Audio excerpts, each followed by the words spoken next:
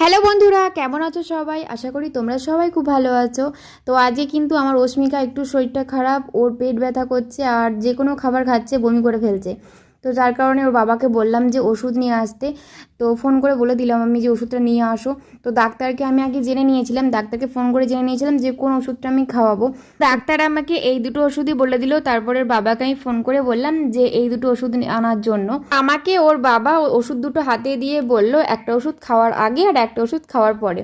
কিন্তু আমি ওষুধের গায়ে খুঁজেই পাচ্ছি না যে ডাক্তার কোথায় লিখেছে, মানে ওষুধের দোকানে যে যারা দেয় তো তারা কোথায় লিখেছে সেটাই খুঁজে পাচ্ছিলাম না। তো তারপরে ওষুধটা খুলে দেখি ওই খামের ভেতরে লিখে দিয়েছে খাওয়ার আগে পরে। তো তারপরে আমি ওষুধটাই দেখো বার করছি, ওদের ঘরে খাইয়ে দেবো।